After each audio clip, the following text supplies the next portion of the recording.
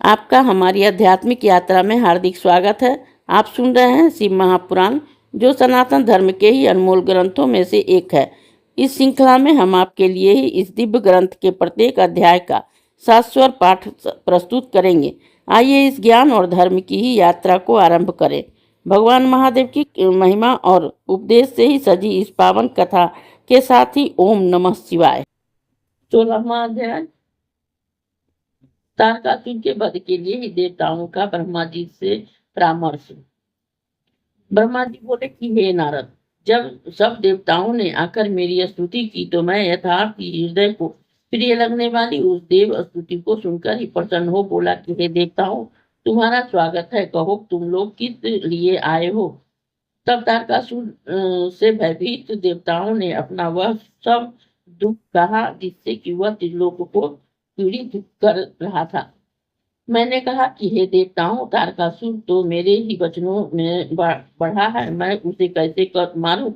जिससे जो बढ़े उसी से उसका नाम छोटा उचित नहीं है। तुम्हारे इस कार्य को भगवान शंकर ही कर सकते हैं, परंतु वह भी बिना प्रेरणा दिए नहीं कर सकते। यदि उनसे उत्पन्न पुत्र चाहे तो वह मार सकता है, अन्य नहीं। परंतु उसका ऐसा पुत्र है कौन जिसके लिए कहें। हाँ, उसका एक उपाय है जिसे हम सबको करना चाहिए। दक्ष की पुत्री सती, जिनसे अपना शरीर त्याग किया है, वही अब हिमाचल के सकाम से मेनका के गर्भ से ही उत्पन्न हुई है। उस कन्या को तुम जानते ही हो। यदि शिव जी उसको ग्रहण कर लेवे तो यत्न कर तुम लोग इस कार्य को करा दो। फिर उसी से ही उधर रेता शिव जी द्वारा ही एक महाबलशाली पुत्र उत्पन्न करा कर ही अपना यह कार्य पर साधन करो। तब तक मैं उस दैत्य के स्थान पर जाकर उसकी इस बुरे हट से निवृत्ति करता हूँ। आप लोग अपने स्थान को जाइए। हे नारद, देवताओं से ऐसा कहकर मैं तारकासुर के पास गया और उससे पृथ्वी पर जाकर राज्य करने को कहा। वह मेरी बात मान स्वर्ग को छोड़ पृथ्वी पर चला गया और सोनितपुर को अपनी राजधानी बनाया।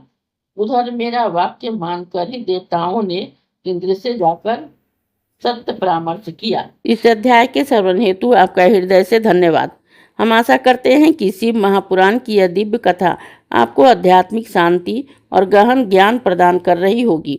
कृपया अगले अध्याय के लिए हमारे साथ जुड़े रहें और अपने सुझाव एवं भावनाएं कमेंट के माध्यम से अवश्य साझा करें।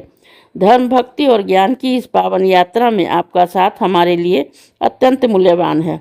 ओम नमः शिवाय। यदि यह प्रस्तुति आपको पसंद आई हो, लाइक करें, कमेंट करें, सब्सक्राइब जरूर करें, बेल आइकॉन दबाना ना भूलें ताकि अगला अध्याय आपसे छूटे नहीं। और इस पावन ज्ञान को ही शेयर करें अपने परिवार और मित्रों तक।